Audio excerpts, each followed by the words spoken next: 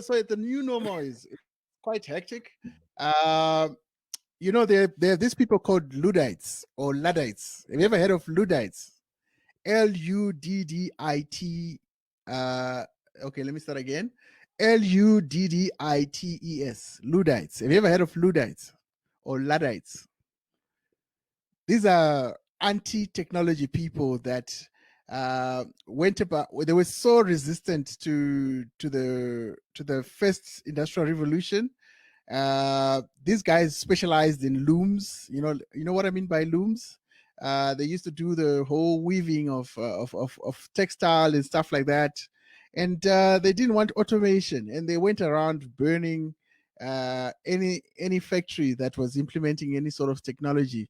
So that we have those kind of people in this particular era where they are resisting change. They are resisting uh, the inevitable because the world has changed, and I know it's been triggered by a disease. It seems like it's a health crisis, but actually it cuts across all fabric of society, and all things are so connected to such an extent that even the civil unrest that you're seeing in America for Black rights, it's connected to the transformation of society. It's connected to the change that has been triggered by COVID-19. So it's important in our circles to actually take time and think about it, to say, how can I foolproof, future proof myself? How can I make sure that in this new normal, I am relevant, I have the relevant skills, I have the relevant mentality and thinking, because you cannot think like you're in 1980 after this, because a lot of things are definitely going to be digitized. For example, an employer who has always thought that it's important to see people on they call them bums on seats, right? They think that having 5,000 employees is success, right? But now they're realizing that, you know what, all those meetings that we're having, they could be just an email or phone call. All those bumps that we had, they were not necessary, because we are actually working and being more productive and efficient with skeleton staff away from the office. So it means that the real estate agents, the commercial agents, are also suffering. So at the end of the day, it's important to say, if I'm in tourism, right now tourism is non-existent. Tourism is non-existent. Hospitality industry is dead. But will it resurrect? If it resurrects, in what form is it going to come back as? So all those kind of things we need to be able to ask ourselves, to say, in the new normal, how are we going to respond, and how are we going to make sure that we create a future that we want? And it's unfortunate, because you find that this time, when we're supposed to be reflecting and thinking about what we're going to do in the future, we have some countries like Zimbabwe, for example. It seems like we're actually accelerating in the opposite direction, backwards. Because you find, I mean, the corruption that's happening with the politicians, the abduction of activists. So it's so retrogressive. I mean, this is the time.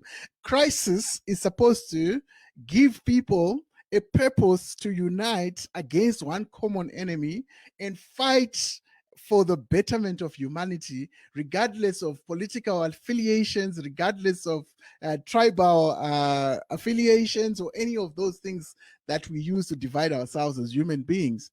So I believe that countries like Zimbabwe are missing the point at this particular juncture, because we should be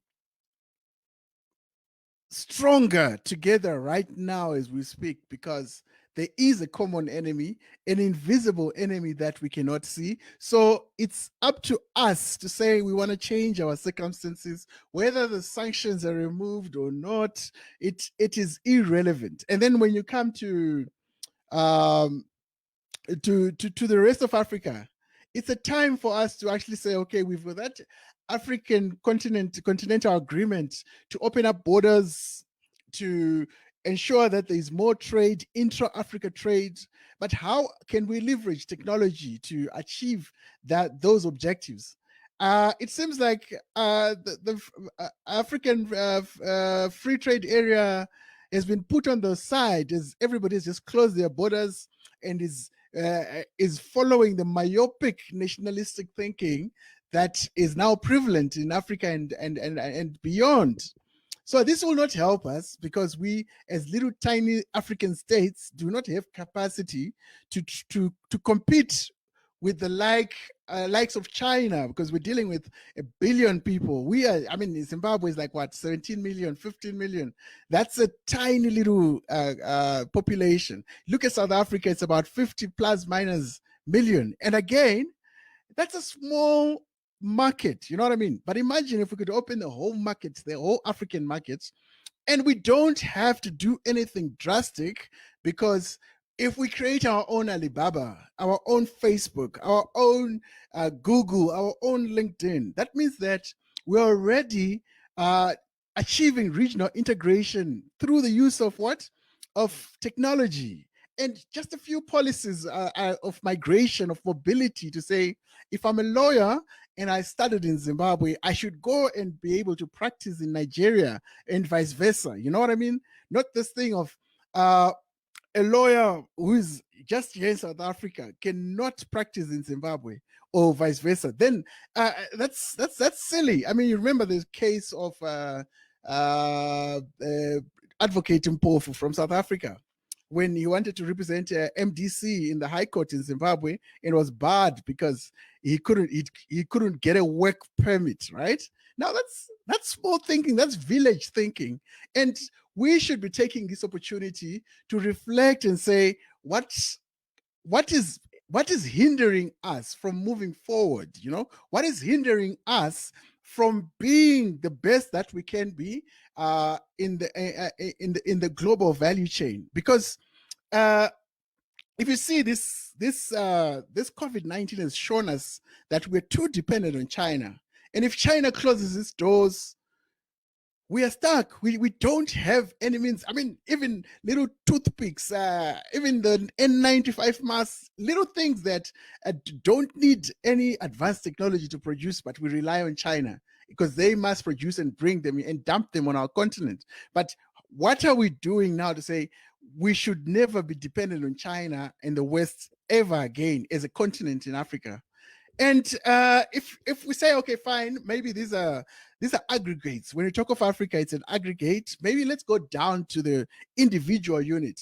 As an individual, what are you doing to make sure that you are going to be relevant in the future? In fact, today and beyond, you know? What are you doing? Because if all of us endeavor and do something as individuals, then collectively, society as a whole will move in a positive direction if we are individually moving in a positive direction. So, because you can never tell me that you're waiting for some politician, some Chamisa or some Malema to change your life, because whether it's Malema, whether it's Zuma, or whether it's Mugabe, Mnangagwa, whoever, Kagame, it doesn't matter. What matters is, what are we as the citizens, we the people? We have the power to change our fate. We have the power to determine the direction and the fate of our continent, of our households, of our countries, our provinces. We have that power, and we cannot delegate our responsibility to push technologically, to push development on the continent of Africa, and complain that politicians are letting us down. So we have to. Obviously, there are bad policies, there are bad politicians, corrupt politicians, very decorated thieves in our midst, right? Who are supposed to be leading, who we gave power through elections and other statutory instruments to try and have an ordered society, but they're stealing, they're misusing our trust. They're betraying our trust. But is that the end? Do we now give up and throw our arms down and say we cannot do anything because Mnangagwa is corrupt or whoever is corrupt? No. If we put Mnangagwa there, we should be able to remove him because we have power, we have everything we need in order to succeed. Yes, I see Mr. Wildfires. Yeah, I was busy having a soliloquy on my own because you know the new normal is crazy, hey? so my internet decided to twerk on me, but I'm glad I've reconnected. We're back on now. Okay. Yeah. See, this is the problem of using inferior networks. Which network should I be using now? Maybe suggest that so that I get rid of my ISP. Yes, get rid of ISP because if they're not giving you value for money, then why are you paying? You know, exactly. We actually should be demanding to say, if I've paid my hard-earned money for a service and the service is substandard, then there should be ways of recouping my value because many time we tend to just ignore these little things, and then when they grow to be systemic pandemics like the corruption that we're seeing like in Zimbabwe, then it's a problem. But now we want to react when it's a big problem, but we're not solving it. It's a small thing. If Econet steals 2 cents from you, make sure that you if it takes you $200 to get back that 2 cents, let it be. It's a matter of principle, because next time they're going to steal 2,000 from you. and you, at that time you're just waiting and hoping that they sort out the problems without even voicing out in the hope that no, it will be fine, they'll sort it out, it will come right. But time is moving and you're losing money, you're losing business, you're losing revenue at the same time. Yeah. So yeah. Okay. So what did I miss? What did I miss when I decided to go Tupac on you? Yeah, no. I was just talking about how we as citizens, we the people, should be taking control of our destiny, taking control of our lives, instead of waiting for politicians, instead of waiting for change to happen to us. You know, so we'll have to have a relook at how we see the world. Is it still relevant after this technological shift? And how can we stop our dependence on China for manufacturing? You know, I mean, you saw we're struggling to come up with just masks or basic things that we should be manufacturing locally, you know, and it doesn't need a lot of technology. I mean, the old grannies there in the village can actually make masks, you know, all they need is cloth, right? Yeah. So true. So we are on enemies, and if we don't change our mindsets, then even after COVID, we'll still be the laughing stock of society in the global value chain.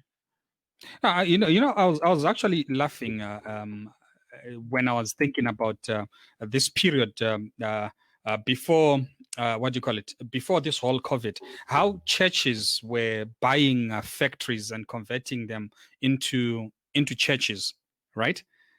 Sorry, how these churches were buying these factories and converting them into churches, and the majority of the people that come to those churches are poor people. So come to think of it, if you had converted those factories into factories that are manufacturing these face masks, I mean, the face mask is the in thing at the moment. Everybody is looking for a face mask. Everybody is looking for a surgical glove. But where do you go? You know. So I mean, it's a cancer that we have in our society now, where individuals are taking advantage of the gullibility of our people that are not applying their own thinking, critical thinking to situations. In the end, they get used by these guys. But anyway, it's a willing buyer, willing seller. These are transactions that no one forces anyone to do. So there's the liberty of freedom of religion. You know, you're free to follow who you follow. You're free Yeah. to go to any church you want to. But at the end of the Uh-huh. day, if you're not winning in any way, Uh-huh. then it's a problem. But maybe the wins are not necessarily material. Maybe the wins are not money. Maybe the wins are social inclusion, spiritual and non-tangible. So it's easy for me to sit here and say, you Anyway. know, the willing buyer, willing seller, these are transactions. Mm-hmm. I could. It's easy for me to judge from afar where I am, but you don't know what they're getting, because if I don't understand what it takes for someone to sit and eat grass in 2020, you know, or drink petrol at the command of some guy who calls himself a pastor. So Yeah. so it's their choice, and it's not my place to condemn them because they've chosen. Because anyway, we are who we are because we are collections of the choices that we've made and the experiences that we've encountered along the way. So it's their choice, you know. It's their choice. And right now, it's my choice as an individual, like what Mr. Mawere is asking to say, whose new normal are you talking about? Are you talking about your own personal experiences or someone else's experiences? So here I am talking about my experiences, and I'm extrapolating them to an aggregated idea of society that we have to individually take stock of where we are and what this COVID-19, what this new normal after this disruption is, right? And what is it we are going to do as individuals, you know? So what am I going to do to make sure that I win after this? Because life is about survival of the fittest. We can sing Kumbaya together, Wildfire, but at the end of the day, it's about survival. I want to survive, right? I will look for the spouse that will, I feel will give me a healthy child. You know what I mean? I will look for an opportunity that will give me money, not for money's sake, but so that I can buy the protections that money can give, the luxuries that money can give, so that I'll be protected from the ills of society. So at the end of the day, it's about self-preservation. It's about me making sure that I am ready for whatever comes. And wherever this transformation takes us, I should be ready for it. So that's the most important thing. And I'm also looking at my thinking to say, what are the biases that I have as a human being that are impeding me from moving forward? Is it a case of me thinking that the day that Chamisa is going to be president, then that's the day that I'm going to be free? What's stopping me from being free? You know what I mean? What's stopping? Do I think that the white man is naturally racist? You know, that was a question that was asked by a lady called Rachel Adams. She's got a beautiful video that I saw yesterday to say, so do you think that the white man is inherently racist? And how is if true, how is that impeding me from being the best I can be? And how is it impeding them to be the best they can be, right? So all those biases, unconscious biases that we have in life, how can we get rid of them so that at least this time around, after this COVID, we can all sprint and run, as Mr. Mawere says, on my dash. I'm carrying my load on my dash, right? Yeah. So the dash of life. And I mean,